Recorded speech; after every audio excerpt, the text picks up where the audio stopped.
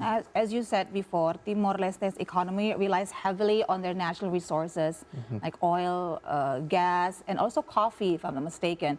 Now, could you tell us how is Indonesia's position in trading partner for those commodities, and is there anything that we can actually increase or expand in terms of trading partnership with Timor-Leste? Yes, I think in addition that Prime Minister visits to Indonesia, I think it could open a good cooperation between two countries in infrastructure, in energy, or in manufacture and everything to support the economic of Timor-Leste.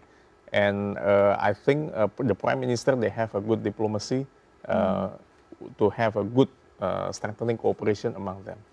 The export between Indonesia and Timor-Leste is very important. Like I said, palm oil, cocoa, this is very important. Indonesia also, if I'm not mistaken, imported many things from, like golds and other natural resources from Timor-Leste. And I think this is very important. So there is no reason to support Timor-Leste as one of the ASEAN members, I think, because both of them are depend on their natural resources. Our palm oil also, this is very important to support the economic sector of Timor-Leste. And as I said, the infrastructure like road, like ports, this is also important to support the connection between both countries. So besides the lack of infrastructure in Timor-Leste, are there another factors that hinders the development of the economic creation in Timor-Leste at the moment, Prof? Yes, I think the importance to develop skills, education, and human resources.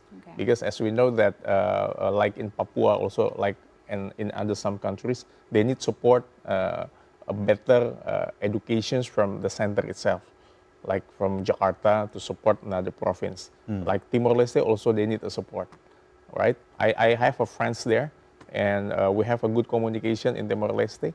And until now, they say that what they need from Indonesia is that a good support for health, education sectors, to improve the sector in some people in Timor-Leste. This is very important, I think. Okay. So more on trading partnership between Indonesia and Timor-Leste. Not only Indonesia is really supporting Timor-Leste to be a member of ASEAN, but they're also currently supporting Timor-Leste to be a part of the WTO, the World Trade Organization. Now maybe you can tell us, Prof. Aryawan, why do you think Indonesia believes that including Timor-Leste in the WTO will help the partnership between Indonesia and Timor-Leste? Yes, I think start from the bilateral or BIT agreement between Indonesia and Timor-Leste. So if there is a good bilateral investment treaties between two countries, it will support their cooperation in WTO. So if there is a dispute settlement with Timor-Leste in other country, WTO can support, or WTO can assist the dispute between Timor-Leste with other countries. And secondly is that if they can join as the Asian member, this is very important, of course, to support the economic creation, economic job for people in Timor-Leste. So WTO is open, I think, if the Asian member and everything can be joined with them. Okay. So apparently not only economic creation is important, but also political stability in the country would affect very much how the country operates. So Ibu Syafia Muhibat, probably you can explain a little bit about the domestic situation in Timor-Leste at the moment. How stable are the situation, and how would that impact the economic creation in the country and relations of its relationship between Timor-Leste and Indonesia as well? Yeah, I mean, as a new democracy, it's only very logical that there will be ups and downs in terms of the stability in the country. And I think Indonesia is going through that as well until now. So, but in terms of the level of democracy, interestingly, I don't have it on the top of my head where I got this quote, but actually, Timor-Leste's democracy scorecard is among the highest in Southeast Asia, even higher than some of the other Southeast Asian states in terms of how they hold election and so on. So it's, I think, in terms of solely on looking at democracy and political stability, it's actually on a quite a good situation. So, and I think there's a lot more that the region can actually do to ensure that this level of stability continues to go on in Timor-Leste. Of course, you know, as you would read on the news, there are problems in terms of changing of governments and so on, but I think that's something that's quite natural when there's a new democracy being built. But there's quite a lot of promise in terms of stability in Timor-Leste. Yeah, we also heard some encouraging news about how free the press is in Timor-Leste, another good point to have in a democracy, right?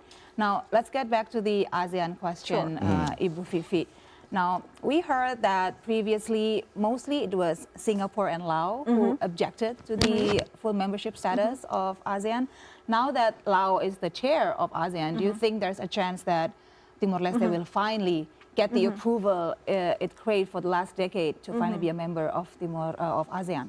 Sure. I mean, I think it was, I mean, the official bid from Timor-Leste came in 2011, right? During Indonesia's last Exactly. chairmanship. Yes. Yeah. So I think Singapore and Laos' objection at the time was, especially Singapore, they considered Timor-Leste not yet well developed. I think that's more or less the terminology that was used. Again, referring to the whole infrastructure and economy situation. But I think in 2013, all states, all ASEAN member states have stated that they actually welcome Timor-Leste's application, but it has not yet fulfilled all of the criteria. So there are no objections per se as to Timor-Leste joining ASEAN, but there are still problems of in terms of criteria not being met, and that's still something that the reasoning that's still used until now. But looking at the current development, yes, it is sort of encouraging, looking at there is a roadmap that Timor-Leste has to follow and so on and so forth. But I think it's quite also problematic that the roadmap itself does not really clarify in terms of targets, in terms of when this can be expected and so on. There's no deadline. Exactly. Nothing rigid as that. So we can't really predict, you know, for example, your question, whether this year they can join or not. It's a little bit problematic to actually answer that question because of this lack of clarity. So you've spoken earlier about how layered the decision-making process in ASEAN. Maybe you can elaborate a little bit about that phenomenon. I mean, like why and what's going on? Okay. Well, to answer that, we have to, you know, going through the whole criticisms towards ASEAN, how as a regional association, which was created in the 1960s, but the whole system is not yet, is not well, is not changing according to the pace of the challenges in the region. Okay. So it's still sort of like being built when it was back in the 1960s, 1970s with smaller members. Well, now the members are larger, 10-member countries with vastly different situation in terms of economy, security, global leadership, and so on. There are countries like Laos, there are countries like Indonesia. Outdated. Exactly. So, I criticize ASEAN quite a lot, but in terms of, you know, decision making, it's quite outdated. And the fact that you have to get full consensus of 10-member countries in all issues has driven ASEAN towards being quite slow in terms of decision making. Yeah, it is quite different compared to other regional groupings such as in EU, because the mechanism is completely different as well. All right, maybe we should go to Pak Mangadar now to ask his perspective about what do you think, Pak Mangadar, about Timor-Leste's admission to ASEAN? Do you think this will happen? And probably you can also take us your perspective on how Timor-Leste can truly obtain that full member status.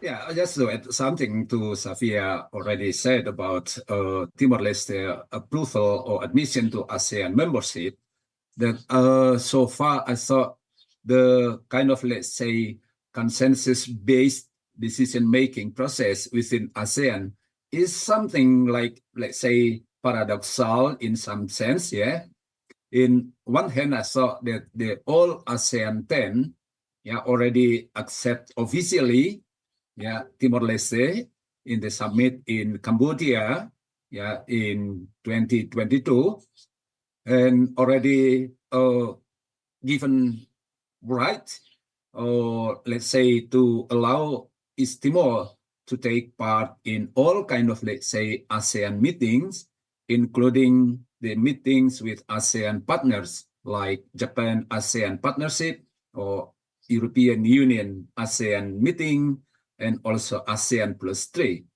So in that point, I thought that Timor-Leste already have the right as a kind of, let's say, member, full member, to taking part in all forums, all forms of meetings within ASEAN.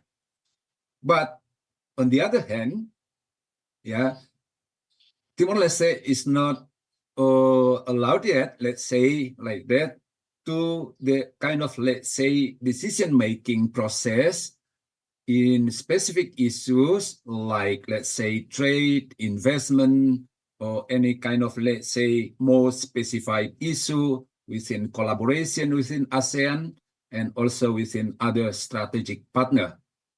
In that point, we see that there is some kind of, let's say, rights and obligation, right and duties that East Timor is seen not yet well prepared, not yet capable to fulfill the whole obligation given to East Timor. So in that point, again, as ASEAN, with this kind of, let's say, consensus-based decision-making process, already accepted East Timor, but not taking part in the making decision in certain issue. So this is a kind of, let's say, I said, kind of, let's say, paradox within ASEAN mechanism in terms of decision-making process. But basically, I thought that East Timor still need to do a lot to get East Timor ready to, let's say, to contribute as equal member with other country members. So in that point, I saw, again, East Timor still need to do many for them to be fully accepted and taking part in any kind of, let's say, forums and also decision-making process. So, Pak Pangadar Situmorang, besides ASEAN, what are the other countries in the world that are closely related to Timor-Leste that has common interest in geopolitical issues besides ASEAN members, Pak Pangadar? In terms of, let's say, we may take a look some sort of, let's say, issues, whether it is related to the region, yeah, or in the global landscape. I saw, apart from Indonesia as a very close partner, yeah, in having or sharing some similar or common views, I saw East Timor also good relation, of course, with Australia and New Zealand, and also to some extent also, of course, with some European countries, including Portuguese. Yeah, so in that point, I thought East Timor would like to, let's say, to capitalize this kind of, let's say, good relationship for East Timor to play more role within ASEAN itself and also in other kind of, let's say, multilateral forums. So East Timor has a good relationship, good partnership with some countries within the Pacific, yeah, with again, Australia, New Zealand, and also Portuguese or other kind of, let's say, countries in Europe. All right, thank you, Pak Mangadar. Thank you, I would Pak like to Mangadar. expand that conversation about Timor-Leste's relationship with other countries, especially Australia. Yeah, and I was just going to say, yeah. right, because they've been also good neighbors Yes, for and they've a good been quite portion. an active actor as well in the, you know, Yes, in the history of Timor-Leste, right? But there was a slight tension last September in 2023 between Timor-Leste and Australia when Timor-Leste signed a comprehensive partnership agreement with China. There were some security issues raised by Australia. What do you think of this happening, Ibu Fifi? I think Australia, for Australia, Timor-Leste is very, very significant. It's right above Australia in terms of geographic situation. And I mean, similar to Indonesia's position to Australia, but I think, you know, Australia views that whatever happens in Timor-Leste will impact them in a lot of ways. So that's why, you know, since even before Timor-Leste's independence, Australia has been very eager in terms of, you know, building relations with Timor-Leste. Now, in terms of relations with China, I think it's not just Timor-Leste, but I think Australia's been having quite a lot of issues with China engaging with countries in the Pacific Islands. Yeah. So not only with Timor-Leste, but I think Timor-Leste was particularly significant because of its proximity to Australia. I think Australia's interest is that they're concerned about China seen as expanding their influence in the region, Yes. meaning that they're not sure about the security impact that it might bring about. But I think it's something that you cannot really escape, right? I mean, Yeah. when countries sign agreements, sign cooperation with different countries, I think it's the main objective is, of course, of their national interest. Yeah. I think for Timor-Leste is for economic Yeah. interest. They see that Indonesia has been getting a lot of investment from China, and I think they would like a slice Yeah. of that cake as well, similar to other Pacific Yeah. island countries. But it's also logical that Australia might feel threatened by it.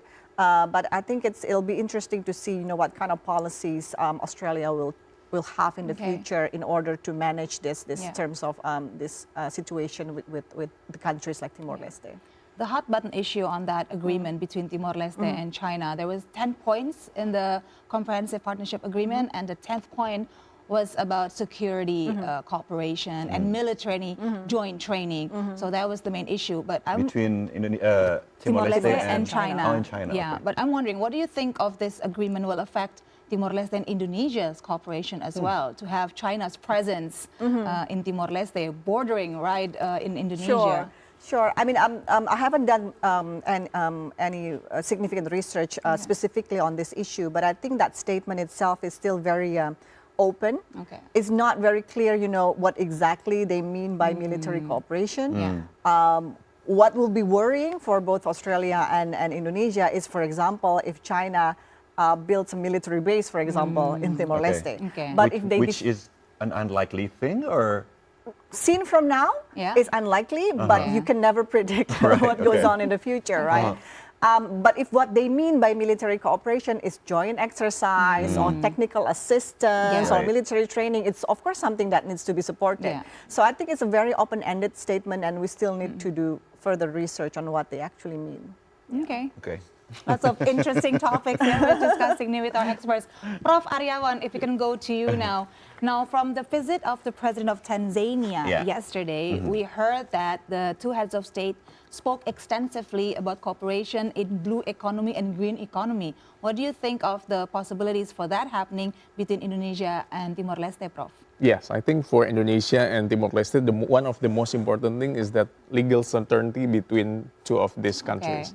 Because, it will be, obstacles, significant obstacles if there is no legal certainty to cover this both countries. That's why I mentioned about the bilateral investment treaties. So the blue economic and green economy, they can process, they can run if there's a good legal certainty among them. So it must be, the development of the legal structure, the law itself, from the institution itself to support both to cover these legal protections, and also the legal culture of these countries. So, for example, what are the example of the cases of this legal that you were speaking about? Yes, I think like investor from Indonesia want to invest in Timor-Leste.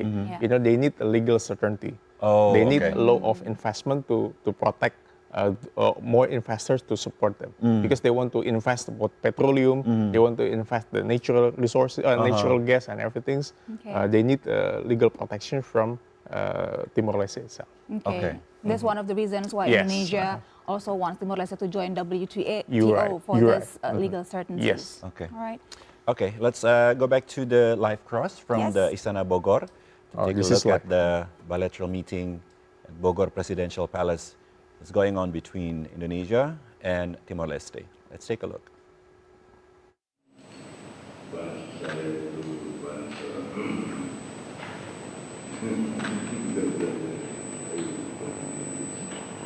Thank you, Mr. President, for organizing this facility. It is a pleasure to meet you again so soon after our meeting at the ASEAN Summit. I have a meeting of the Atlantic and Irish Department Program and close relationship which we have in seconds. This is my first international visit since I became Prime Minister in July last year. I'm grateful for your invitation, as it was important to me that the past country I officially visit is our closest neighbor and very aware of our position. And pleased that this visit gives me the opportunity to personally.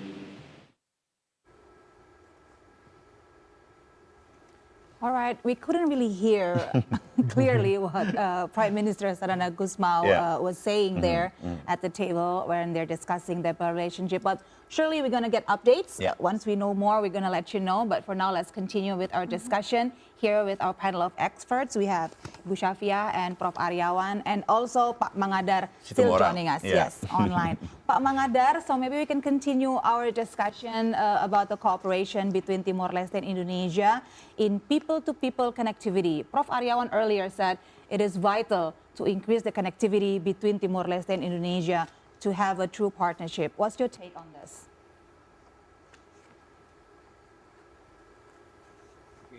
The ministers accompanying our president Jokowi, I thought they come from more technical ministries, like the Ministry of Internal Affairs, and also from the infrastructure development, and also from the state-owned enterprises, and also I saw the Minister for Information. So all these ministers I saw very much related to more technical things in terms of bringing any close cooperation in the future. But of course, as you mentioned, this is also very much related to people-to-people interest and interaction. And in that point, I thought we, as I said in the very beginning, we still share some sort of, let's say, cultural, historical, social ties or similarities. So people-to-people relationship is very central, is very fundamental one to keep this kind of, let's say, interaction in a good, fruitful, peaceful, and of course, again, in a more progressive things, whether it is related to cultural exchange or in interaction, education, and also to any kind of, let's say, a bit more traditional that we have already a long time ago before East Timor independence.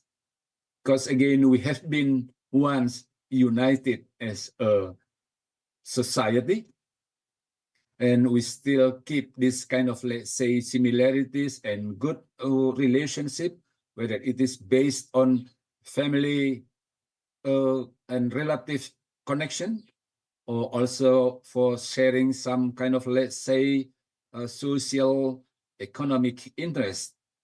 Oikusi and other neighboring areas also is a very central one for keeping this kind of, let's say, people-to-people community relationship to be maintained in a very, very positive one.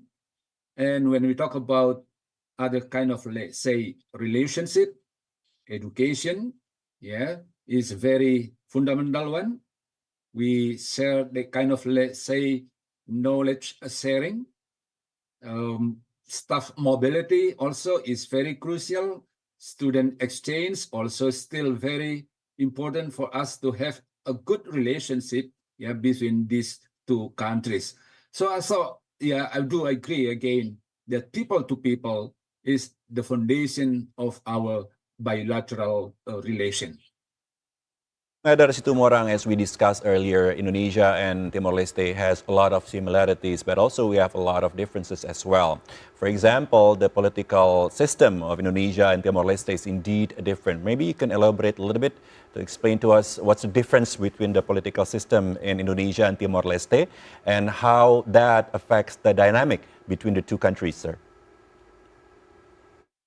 The difference, just when we talk about, let's say, political infrastructure, if you call, let's say, Indonesia is Republican or presidential system, and Timor-Leste has a kind of, let's say, hybrid where there is a president, but also there is a prime minister.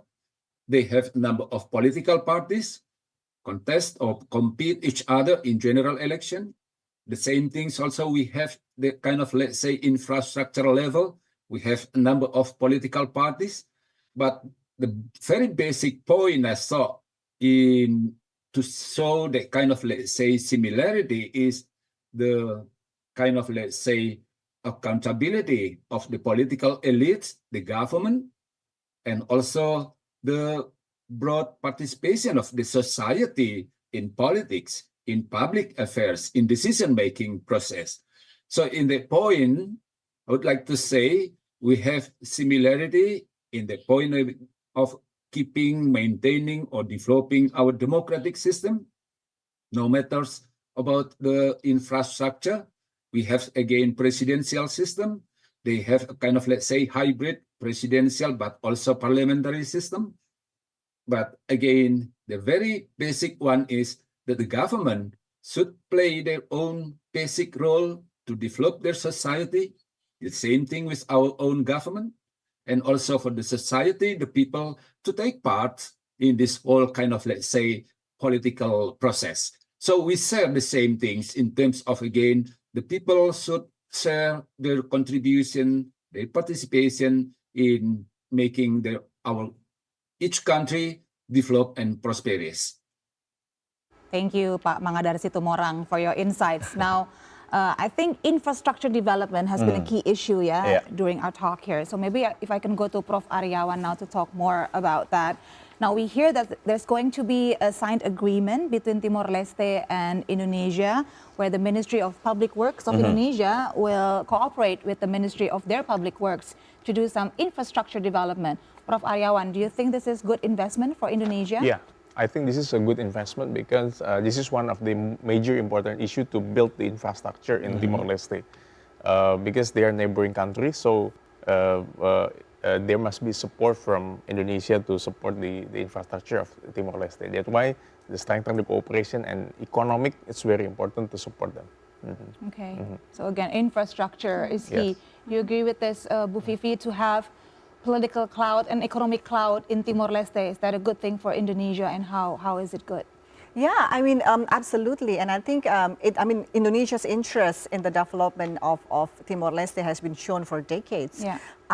If you look at Indonesia's programs in the South-South cooperation, the technical assistance a lot has been throughout the years been focused on Timor-Leste. Infrastructure building, roads in particular. So it shows that it is within Indonesia's interest that Timor-Leste has a stable growth and development. Okay. Yeah. There was this point by Pak Mangga dari Situmorang. He said that the political participation of the people in Timor-Leste is really high. Do you also know about this? This is really interesting. They are very actively involved in voting processes and very active in the ongoing political landscape in Timor-Leste. Sure. I mean, I don't have the exact knowledge as Pak Mangga has, but I think it's something that's quite common, when it's a newly democracy and people has this euphoria of being involved in the politics. And I think I'm not surprised by it. Okay. I don't have the numbers, but I'm not surprised by it because we see it as well in different other countries. When the country is suddenly newly open and there's democracy being built, the public's euphoria is of course very high. Okay, now that they have that chance, the opportunity and privilege to actually be involved in the political proceedings, of course they will going to take that Everybody's chance. excited, unlike probably in more developed countries where some of the societies probably felt a little bit jaded about about everything. Yes, I mean, in a country where they have everything already, welfare, education, and so on, they really don't feel the need to change anything. Right. So that's why the political turnout is usually low. Okay. So maybe I can also get your opinion on President Joko Widodo's agenda this last few days in this last phase of his presidency. Many analysts have said that he is more of a domestic president, not so much of a foreign policy president. Now, how do you think he will leave his mark, his legacy in this last part of his presidency in terms of international relations? Well, he's been quite active in the past, at least since the beginning of the year, right? We Yeah. saw this a long trip to Vietnam and Yes, then yeah. well, of course, to Brunei. It was to attend the wedding. royal wedding, But yeah. but I think it shows that he still wants to be involved. And in a way, I do think that throughout. Yeah, amidst all of these criticisms of him being a domestic oriented and so on, he might want to leave a legacy as Yeah. well. I mean, in a way, he's done that with the G20, with the ASEAN chairmanship. So I'm not sure what kind of other legacies he's trying to build, but I think it's still something that he still wants to build. Yeah. Okay. What do you think, Prof. Aryawan, in terms of building economic partnership, trade partnership? Like, if you can wish Yes. for the government to pursue other Yes. possibilities of cooperation, Yes. what do you want to see in this last part of President Yes. Joko Widodo's presidency? I think what Jokowi did in the past few years, I think with his visitations to Africa for BRICS, also to United States and latest in the Vietnam, and they asked some investor like Vietjet for the flight between Indonesia and Hanoi or Ho Chi Minh. Also for Vietnam cars, also to open invest in Indonesia for last week, I think. Yeah. This is very important that Jokowi want to make a good legacy among ASEAN membership and give a good legacy for the continuous leadership on this year, because it will change, right? So hopefully what Jokowi did for these past years, I think will have a good legacy for them, especially their relations like with Timor-Leste today. All right, that's very interesting, Very interesting, and yeah. very encouraging to hear Yeah. all these possibilities of partnership between Indonesia and Timor-Leste. We are seeing some live visuals just now. Okay, we just lost it. I was just going to comment on what's happening there at Bogor Palace. Yeah. It seems the heads of state are having some type of discussion. We're going to hear soon what sort of agreements that they're going to be produced from this meeting. But maybe we can go back to Pak Mangadar Situmorang now to talk more about the bilateral relationship between Indonesia and Timor-Leste. Now, Pak Mangadar Situmorang, as a lecturer, maybe we can talk a little bit more about education partnership between Indonesia and Timor-Leste. What do you think are the possibilities to expand the cooperation education-wise? Well, from the official point of view, as the Indonesian government still keep the program of, we call it developing countries partnership, or we call it in bahasa kemitraan negara berkembang, which offer a lot of kind of, let's say, scholarship for our partners, good countries, not just from Africa or Central Europe and also ASEAN, but also to East Timor. So in that point, I thought the official ways for the government to develop our education cooperation, one of it is offering scholarship for young generation from East Timor to have opportunity to study on higher institution in Indonesia. This is a good point. And also for other kind of, let's say, independent initiative from young generation of East Timor, for them to have the opportunity to study in Indonesia, in different kind of universities, whether it is in Surabaya, Bandung, or Jakarta, or any other kind cities in Indonesia. And this one also supported by their own government. And also some universities in Indonesia offer the opportunity for students coming from East Timor to study in Indonesia. A kind of, let's say, collaboration also involves what we call it as staff exchange or staff mobility, in a based on, let's say, U to U, university to university collaboration. Yeah, we invite scholars from university in East Timor, and also we, as intern, we send our staff to teach in East Timor universities, and also doing joint research, another kind of, let's say, collaboration. And also in terms of, let's say, for the social relationship, cultural interaction exchange, performance, and so on.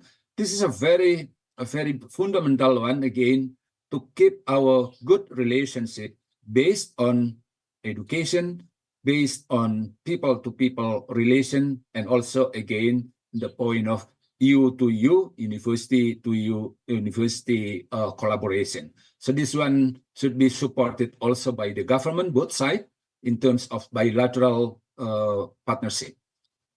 Bang Adar, for the insights, and certainly one of the issues that is been discussed this morning is about how Timor-Leste should be integrated within ASEAN. And the Association of Southeast Asian Nations, or ASEAN, endorsed a roadmap outlining steps for Timor-Leste to become the bloc's 11th member. The following is the brief country profile of the upcoming 11th member of the regional grouping. Let's take a look.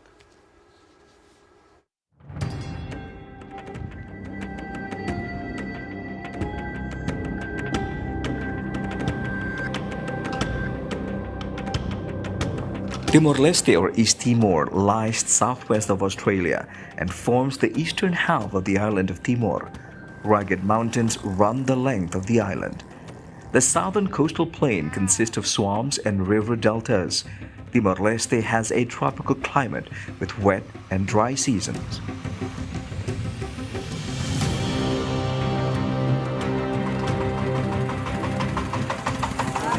There are regionally distinct groups made up of people of Malayo, Polynesian, and Papuan background, and also a small Chinese minority. More than 96% of the population is Catholic, and a small minority is Muslim. Tetum and Portuguese are the official languages, while Indonesian and English are the more common working languages.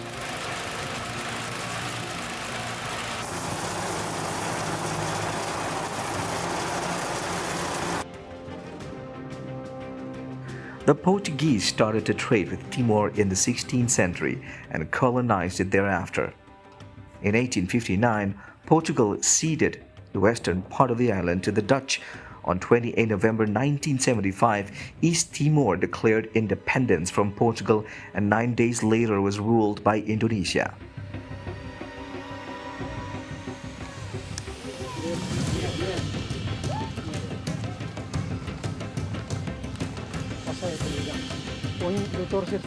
In August 1999, an overwhelming majority of the people voted for independence from Indonesia in a UN-supervised referendum.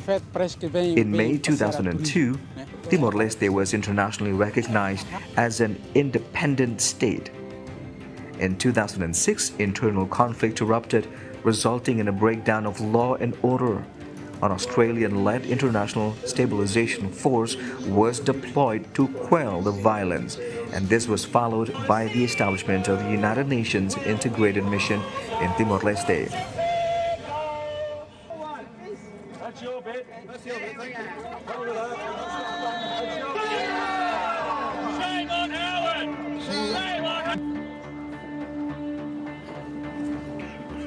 The political system of East Timor is semi-presidential, based upon the Portuguese system. The constitution establishes both this separation of executive powers between the president and the prime minister, and the separation of powers between the executive, legislature, and judiciary. Timor-Leste's head of state is the directly elected president with limited executive power. The Prime Minister is the head of government and is formally appointed by the President. His Excellency, the Prime Minister of the Republic. El nomeado Ministro da Justiça.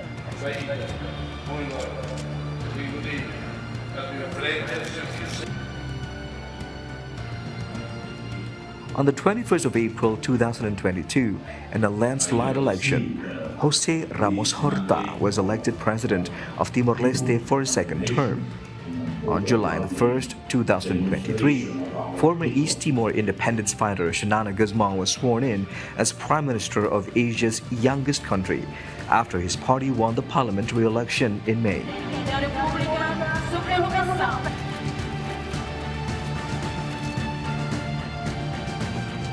Xanana replaced Jose Maria Vasconcelos, popularly known as Taur Matanruak, who had served as the Prime Minister since 22 June 2018. We know that it is not easy. Today, with a population of over 1.3 million people, Timor-Leste is a peaceful, democratic nation. While poverty levels remain high, progress has been made in improving living standards. The proportion of Timorese living in poverty, measured by the National Poverty Line, declined from 50% in 2007 to an estimated 42% in 2014, according to a report published by the World Bank Report.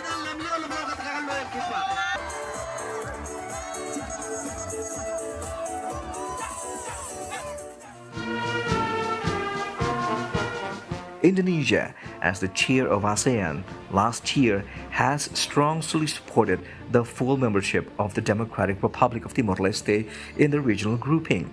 ASEAN agreed to finalize a dedicated roadmap for Timor-Leste to facilitate in gaining full membership in the bloc. ASEAN endorsed the roadmap outlining steps for Timor-Leste to become the bloc's 11th member during the 42nd ASEAN Summit in Labuan Bajo, East Nusa Tenggara in May 2023.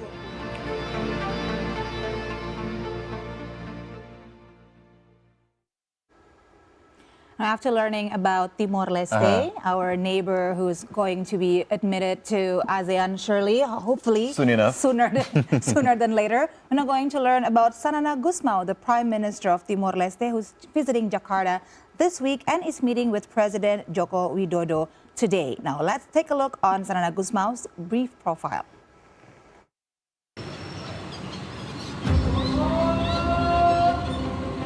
Timor-Leste Prime Minister Sanana Gusmao has been known and popular to many Indonesians. He is scheduled to meet with Indonesian President Joko Widodo in Jakarta this week and discuss various important agenda.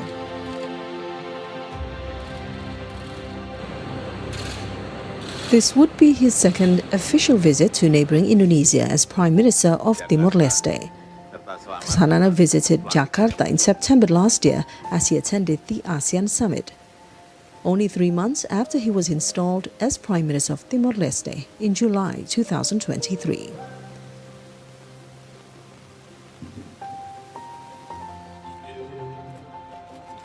Sanana Gusmao's National Congress of the Reconstruction of East Timor, or known as CNRT, won the election in May last year.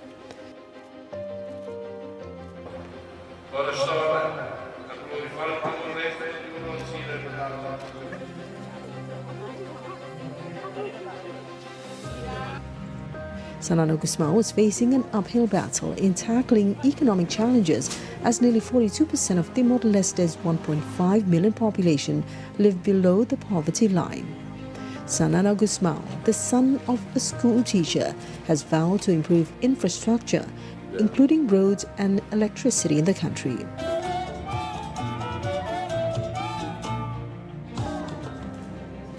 Timor-Leste transition to democracy, according to some analysts, has been rocky, with leaders including Sanana Gusmao battling massive poverty and corruption.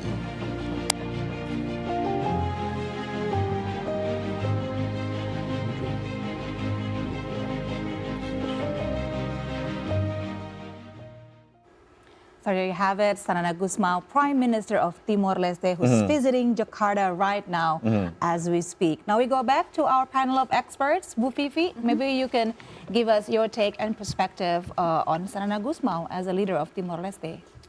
Wow, okay. That's a huge question. I mean, if you think about Timor-Leste, of course, you think of only two persons, right? Yeah, either Sanana Gusmao or Ramos Horta. Ramos Horta, that's right. But yeah, I mean, he has been very detrimental in the development of Timor-Leste, absolutely. Since the very early days, including when Timor-Leste was still part of Indonesia. So he's basically regarded as a national hero over there. He's had his ups and downs, of course, in terms of leading the country.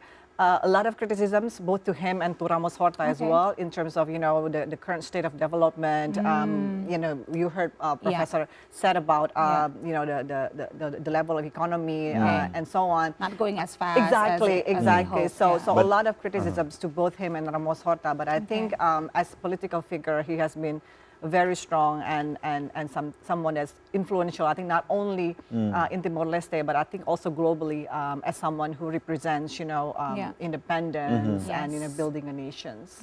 So here, Xanana Gusmao was facing an uphill battle in tackling economic challenges as nearly 42% of Timor-Leste, 1.5 million population, live below the poverty line for the moment. So how difficult is the situation for Xanana Gusmao right now leading the country, you think?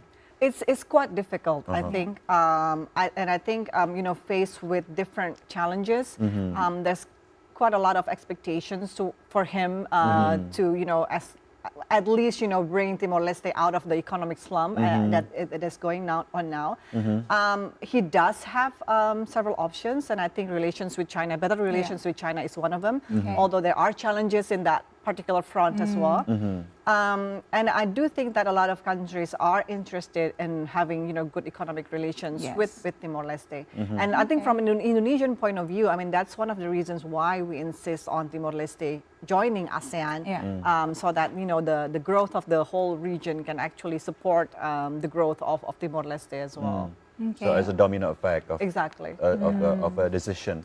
So how's the security situation in Timor-Leste at the moment, and how that affects the economy of the country as well? Especially in the border, right? We have some agreements on border security. Do you know any updates on that? I don't have updates, but I think security and economy is always interlinked, right? When your economy situation is not doing so well, then you would have fewer resources to actually build good defense and security. And I think that's also the case with Timor-Leste and the border as well, and the whole illegal trans-boundary activities. And that's why also it's in the interest of Indonesia to maintain safety and security in the border area. As I mentioned, the developments from last year when we signed some border agreements, it was a land border, was actually something that is considered very good in terms of establishing better security relations with Timor-Leste. So it has a positive outcome. Exactly. But we're still lacking agreement in terms of the maritime border.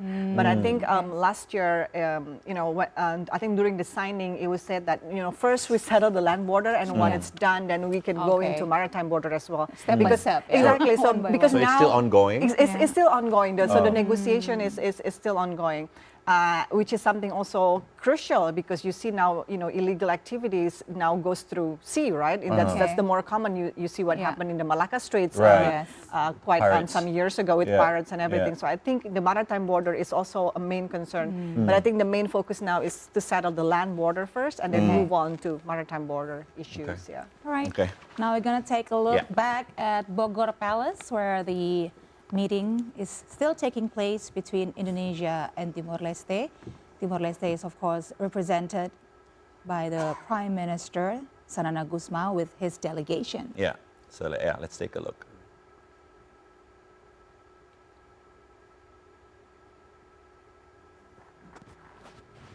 So these are the preparations for the joint press statement that will be happening any time now. Right.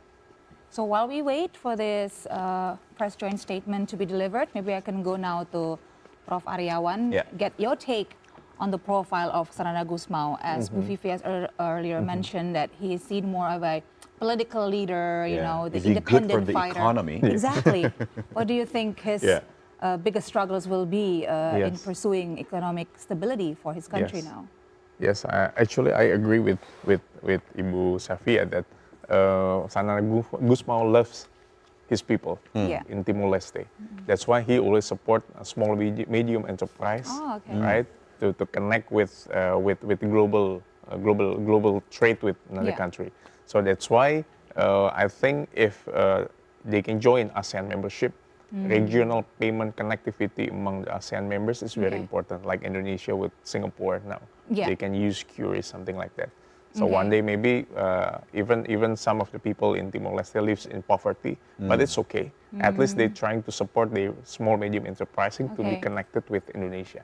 I think this is maybe one of the agenda to put trade and bilateral treaties among those countries. Okay. You seem to be very hopeful about Timor-Leste's admission to ASEAN, Prof, Yes, so far during our discussion. Yes. Do you think it will happen this year at the summit in Laos? Yeah, I think this is one of the talking points Yeah, one between talking the points leaders. that they need support from Indonesia. Okay. And after they join ASEAN membership, maybe Yeah. they can get a lesson learned or support from another ASEAN membership to support the economic, the political, security, like education also. Yeah. Because now some of the students also can may join in university Yeah. in Indonesia. Yeah. So I think like student exchange that mentioned by Pak Sitomorang, I think it's very important.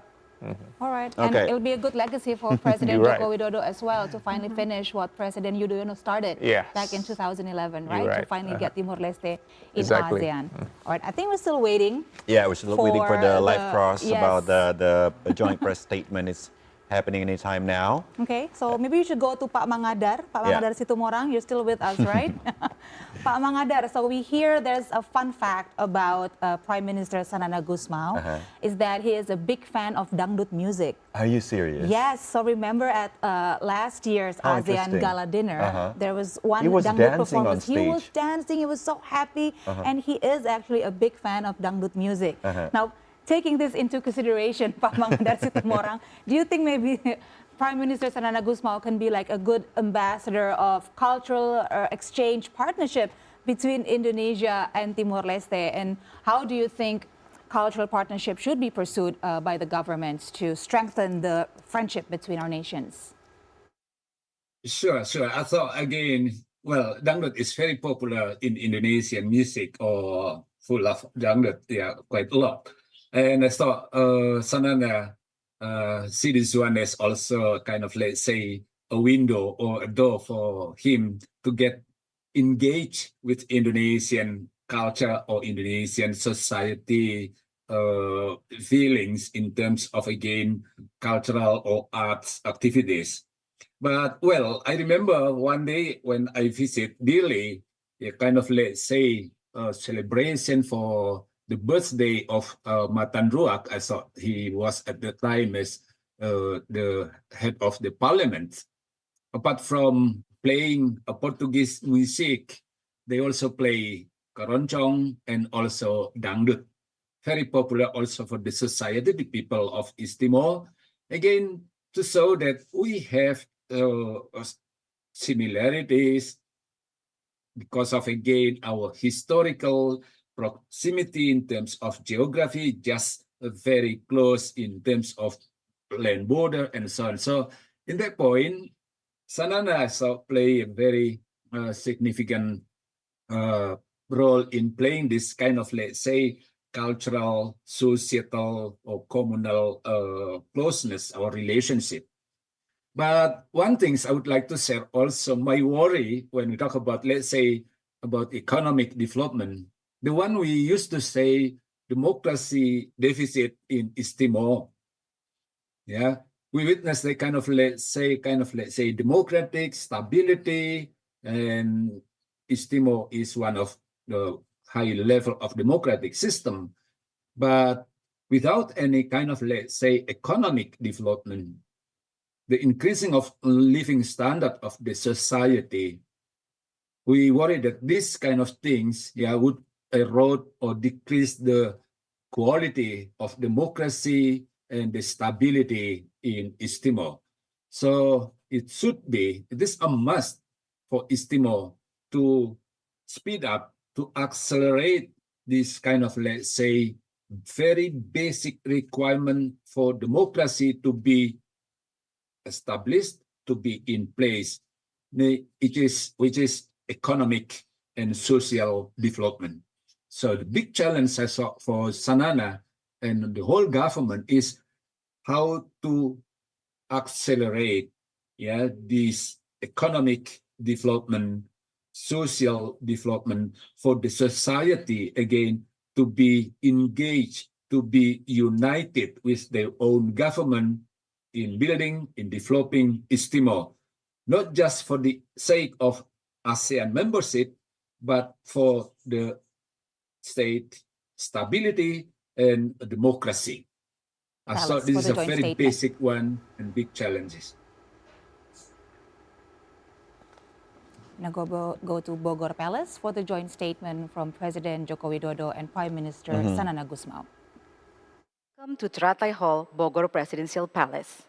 We will now begin the presentation ceremony of Memorandum of Understanding between the Government of the Republic of Indonesia and the Government of the Democratic Republic of Timor-Leste. First, Memorandum of Understanding concerning cooperation in the field of infrastructure development, presented by the Minister of Public Works and Housing of the Republic of Indonesia, His Excellency Mr. Basuki Hadi Mulyono, and the Minister of Planning and Strategic Investment of the Democratic Republic of Timor-Leste, His Excellency Mr. Gastão Francisco de Souza.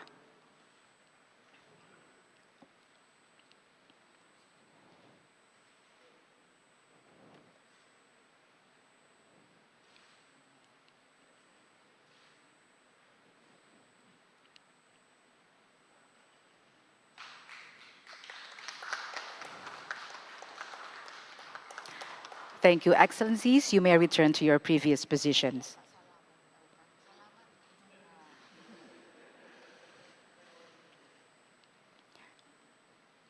Second, Memorandum of Understanding on cooperation in the field of communications and informatics, presented by the Minister of Communications and Informatics of the Republic of Indonesia, His Excellency Mr. Budi Aris Setiadi, and the Minister of Transport and Communications of the Democratic Republic of Timor-Leste, His Excellency Mr. Miguel Marques Gonçalves Manetelu.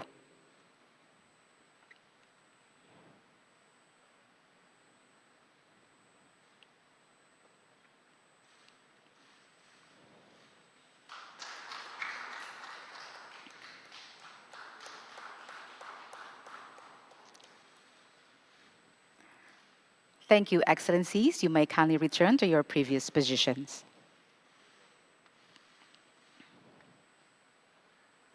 Excellencies, distinguished delegates, ladies and gentlemen, we have concluded the presentation of pre-signed Memorandum of Understanding.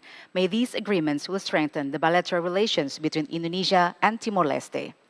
Next is joint press statement by the President of the Republic of Indonesia, His Excellency Mr. Joko Widodo, and the Prime Minister of the Democratic Republic of Timor-Leste, His Excellency Mr. Khairala Sanana Gusmao. To start, we kindly invite the President of the Republic of Indonesia to deliver his press statement. Yang Mulia Perdana Menteri Sanana Gusmao beserta delegasi, merupakan kehormatan bagi Indonesia menerima kunjungan resmi pertama Perdana Menteri Sanana Gusmao sejak dilantik bulan Juli yang lalu. Ini menunjukkan hubungan kedua negara, Timor-Leste dan Indonesia yang semakin erat. Dalam pertemuan tadi, kami telah membahas beberapa hal. Yang pertama, kita sepakat untuk mendorong penyelesaian perundingan perbatasan kedua negara. Saya juga menyambut baik reaktivasi Joint Boundary Committee untuk pengelolaan perbatasan termasuk reaktivasi pos lintas batas. Yang kedua, kita sepakat meningkatkan kerjasama ekonomi dan saya menyambut baik komitmen pemerintah Timor-Leste untuk menciptakan iklim investasi yang lebih baik melalui perjanjian perlindungan investasi. Saya juga mengapresiasi kepercayaan Timor-Leste pada BUMN Indonesia dalam berbagai proyek seperti pembangunan jalan di Okusi serta perluasan Bandara Internasional Dili. Dan dengan penandatanganan MOU kerjasama teknologi informasi, kita juga mendorong kerjasama infrastruktur telekomunikasi termasuk rencana investasi fiber optik. Yang keempat, terkait ASEAN, Indonesia berkomitmen terus mendukung keanggotaan penuh Timor-Leste di ASEAN. Kami juga tadi membahas isu Myanmar, di mana kedua negara sepakat untuk mendukung keketuaan Laos di ASEAN tahun ini dalam mendorong implementasi 5PC. Demikian yang dapat saya sampaikan. Selanjutnya saya persilakan Yang Mulia Perdana Menteri Sanana Gusmao untuk menyampaikan pernyataannya. Terima kasih.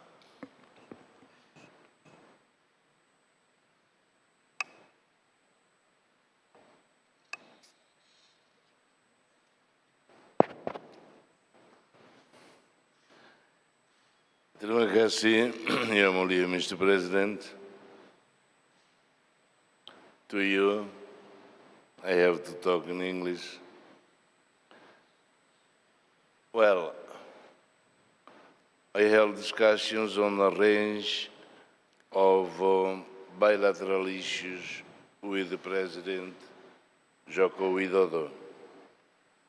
I welcome the opportunity to strengthen the relations between our two countries further and to promote positive cooperation at regional and multilateral levels. You all know, Indonesia is our closest neighbor and closest friend. We greatly appreciate Indonesia's hospitality and the opportunity to build on the mutual trust and respect in our friendship. I would like to acknowledge and congratulate President Joko Widodo, his outstanding decade as President of Indonesia. As neighbors, there are outstanding issues that still need to be resolved, including land and maritime boundaries. I welcome the work of negotiating teams to try and finalize the land boundary between Indonesia and Timor-Leste.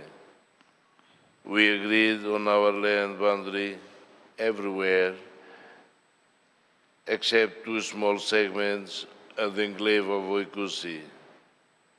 We now have a better understanding of the issues, and we believe that in the near future we can get a conclusion on this matter. I also raised it with President Jokowi the need to commence maritime boundary negotiations with Indonesia to further strengthen the sovereignty of both our nations.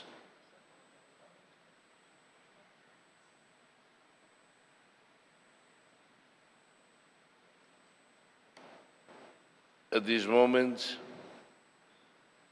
I would like to conclude by thanking the President Jokowi for Indonesia's ongoing support for Timor-Leste's full membership into ASEAN. This is my first official international visit since I became Prime Minister in July last year, and this is the first time that I came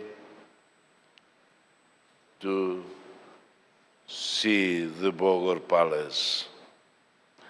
I'm grateful for Your Excellency invitation. I'm pleased that this visit gives me the opportunity to personally congratulate you, Mr. President, for your outstanding leadership during a decade as President of Indonesia. I would also like to take this opportunity to wish Indonesia well on its elections. Indonesia is one of the world's great democracies, and it provides hope and promise to so many around the world. Timor-Leste has worked so well with the administration of President Jokowi, and I am confident that this positive and cooperative relationship will continue under the new government. Finally, I would like to thank President Jokowi and Indonesia for the warm welcome and hospitality. And thank you also to you all, ladies and gentlemen. Thank you. End of joint press statement. The President of the Republic of Indonesia and the Prime Minister of the Democratic Republic of Timor-Leste will now proceed to Garuda Hall for official banquet, followed by members of the official delegation.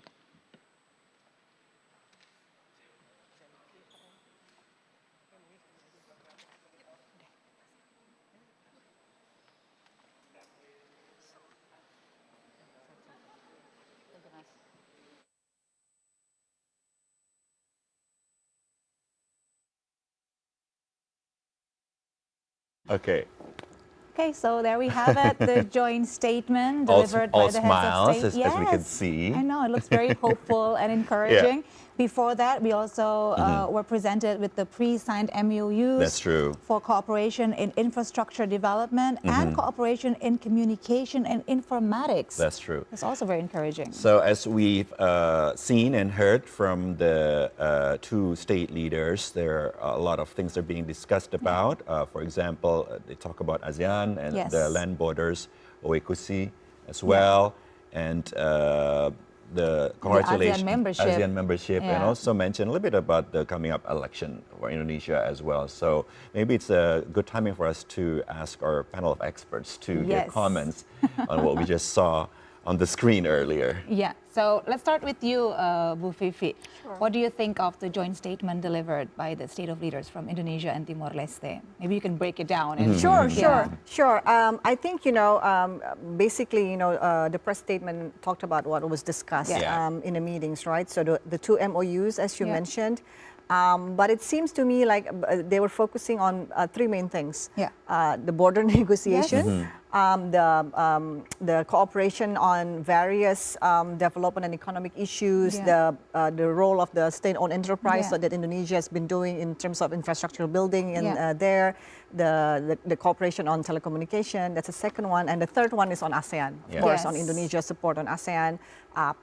President Joko Widodo expressed Indonesia's interest in continuing to support Timor-Leste, while Shanana Gusmao expressed his thankfulness and is grateful for the support from Indonesia. So I think that's quite interesting, and it's also worth noticing that there were not yet any new agreements on the border, but both leaders expressed their interest in actually continuing the process. What was interesting is that President Joko Widodo mentioned about reactivating Joint Border Committee. He mentioned this cross-border post that will be reactivated, while President Shanana Gusmao really emphasized on his wish to commence maritime borders negotiations. So finishing, it's quite interesting for me. He mentioned that there's now only 2 more segments in the land border that's still not yet done. But he said that with the current negotiation, we now have better understanding on the issue, and his wish is to resolve these 2 segments that still left to be completed. So pretty much in line with what we have been discussing throughout the program. But one interesting note that was delivered by President Joko Widodo, he mentioned that Myanmar was also discussed during the meeting, but he didn't specify or give any details. So we wish we could have more details on that. What's the position on both Timor-Leste and Indonesia on the question of Myanmar? Because if I'm not mistaken, actually the issue of Myanmar was also another interesting and vital point for other member of states to finally approve Timor-Leste's admission to ASEAN, right, Bu Fifi? Well, I mean, it doesn't really directly linked like that. But I do think that Myanmar is a huge homework for ASEAN. And I think for a lot of other countries, if we still haven't settled such a huge homework, why are we adding on new issues like welcoming a new member? So it's more like that. So it doesn't have anything to do with Timor-Leste or Myanmar per se, but more on that, we still have a huge baggage to deliver. So maybe we shouldn't be taking on new members yet. But I think from Timor-Leste's point of view, and I do think this will be interesting to also look further into, is that Timor-Leste is now known as they're building on democracy, and they want to join ASEAN because it's an association to, build their regional stature, the regional role. But there's a country that's clearly undemocratic there, which is Myanmar. So maybe looking at from a Timor-Leste's point of view, they would have doubt as well, right? I mean, it's a problem with Myanmar. They want it to be resolved first before they actually join the group. I mean, if I'm putting myself in Timor-Leste's shoe, that's what I would want, right? I want to join an association that's already stable, that's safe, that has no problems as huge as Myanmar. I think that was exactly what was said by Timor-Leste last year. They would prefer to enter ASEAN when the military junta has relinquished their power in Myanmar, which made it very a sensitive subject, to say the least, in the So ASEAN discussion. when Timor-Leste join ASEAN sometimes in the future, how would that change the dynamic between the ASEAN country members, do you think? Well, if we recall, when the last four members, the CLMV, last joined ASEAN, so Cambodia, Myanmar, Laos, Vietnam, it changed the dynamics quite rapidly. Yeah. Right. And until now, we still see some sort of, I wouldn't say division, but some sort of differences among the interests of these countries. We see quite a lot of differences in terms of the maritime Southeast Asia and the continental Southeast Asia, their interests in terms of what's important, what's not, what's the priority. And when a country that's even further geographically with different geographical interests as Timor-Leste joins ASEAN, of course, is going to change what to be prioritized. I mean, that's one for sure. What's the priority for countries like Laos? It's of course very different of what's important for countries like Timor-Leste. So that would definitely change the dynamics in the group. Yeah. Interesting. Maybe Pak Pangadar can give us insight about that issue as well. Pak Pangadar Situmorang, please give us your take on the joint statement delivered by President Joko Widodo and Prime Minister Sanana Gusmao. Please, sir. Thank you so much. Well, I'm very curious actually from Indonesian side in signing the MOU. Why not Bu Retno and why Pak Ari Budi? But probably this is another issue. But the point is also we congratulate both sides, both government leaders in signing or making this joint statement showing commitment in strengthening bilateral cooperation in economic infrastructure development and also in communication and diplomatic. And another issue is also related to border lines. And of course, the last point made is about ASEAN membership of East Timor. So having congratulated both government leaders, of course, it is also time for us to see what kind of, let's say, real or concrete result we can see in near future. We discussed already another point made by Pak Jokowi. That's about investment protection, or Pak Ari Awan already mentioned before, to make a guarantee to ensure that those kind of investment, Indonesia is invited in that point, to invest in developing infrastructure and also communication infrastructure in East Timor. But of course, it should be based on such kind of, let's say, a legal law protection that should be made firstly by East Timor government. So to that point, I thought it is a very challenging one, that this one is highly needed by East Timor in constructing the infrastructure economics and also communication. But on the other hand, they have to make sure that this kind of, let's say, investment would be, let's say, secure, and of course, will give benefit to investor. And when we talk about, again, ASEAN, well, Bu Safi already mentioned very clear about the position of Myanmar and also the point of view or the response made by ASEAN, to the case of Myanmar.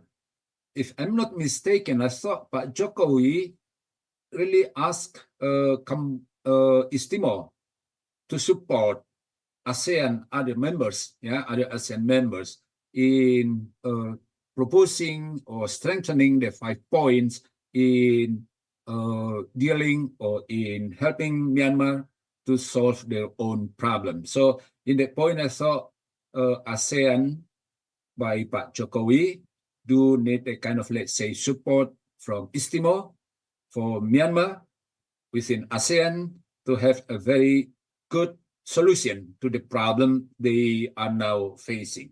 So I thought this one point also as another strategy or another way for East Timor to play certain role, positive role within ASEAN.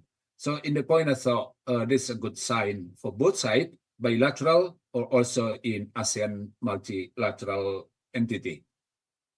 Okay, thank you Pak Pangadar Situmorang. And now let's move on to Prof. Aryawan Gunadi. So what's your take on the joint statement? Yeah, as we predict before that there will be economic issue, like mentioned also before by Pak Pangadar and Ibu Syafia. That first of all, that investment from the bilateral investment treaties, this is very important to support the economic growth between both investors. So reduce the obstacles of the trading and itself. I think regulation-wise. Yes, as we predict before, this is very important. So as soon as possible, there will be a good and a close to implement this trade negotiation. I think very important for both countries.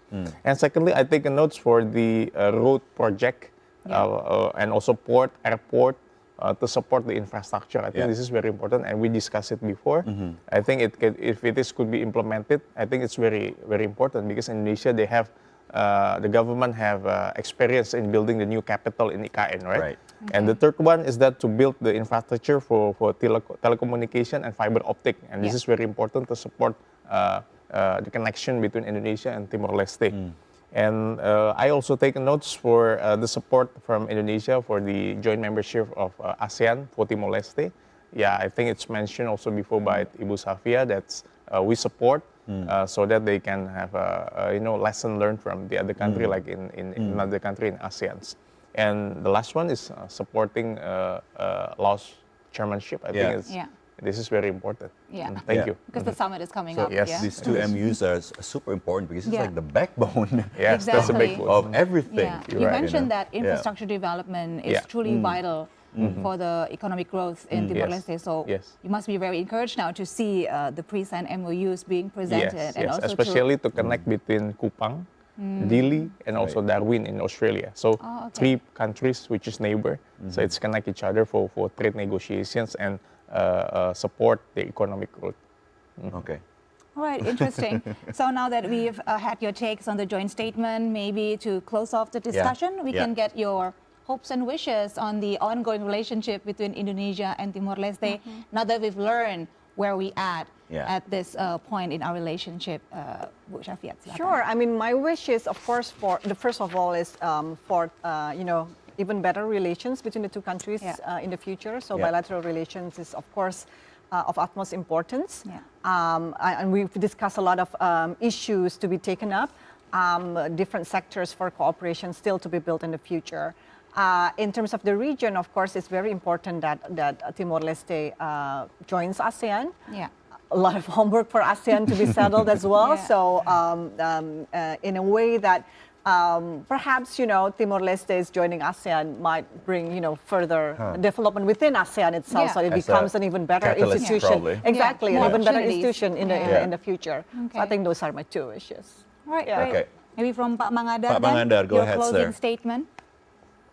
Well, I would like to highlight the point made by Sanana Gusmao to congratulate, appreciate Pak Jokowi outstanding leadership of the leader of Indonesia, and also the point made about wishing Indonesia for the very best in the general election to come.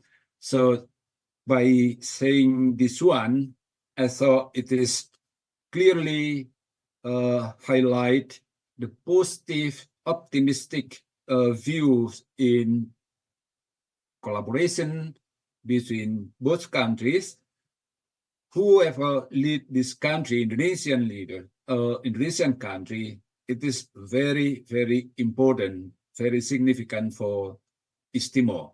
So by this point, I thought it is also our positive expectation in the future that both sides will strengthen good, positive, fruitful collaboration.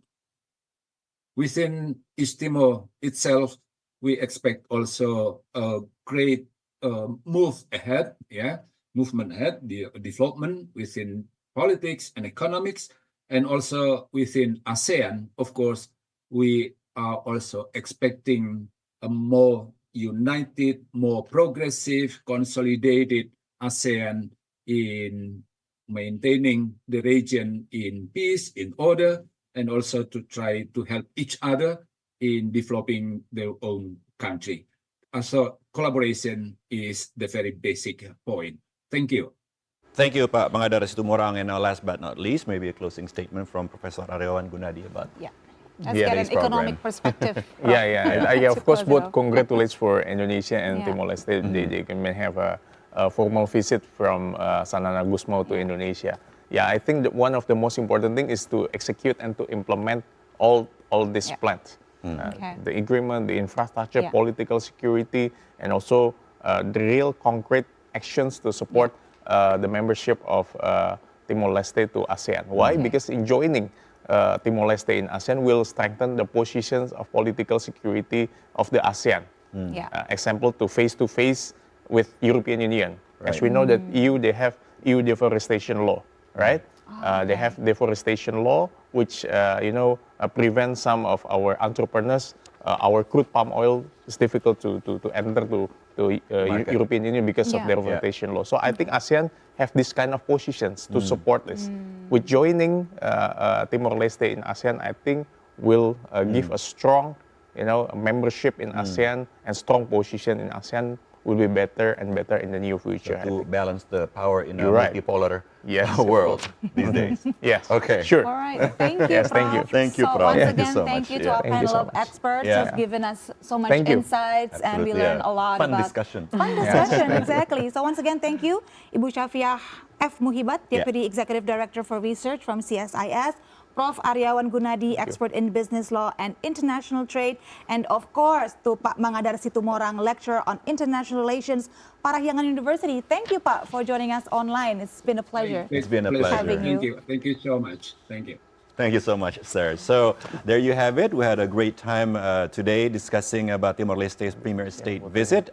And it's time for us to say goodbye, and we hope to see you again on another program. I'm Uli Herdi. And I'm Siska Becker. Please stay tuned to TVRI World for more updates about Indonesia and Timor-Leste relation. Until then, take care and goodbye. Bye-bye.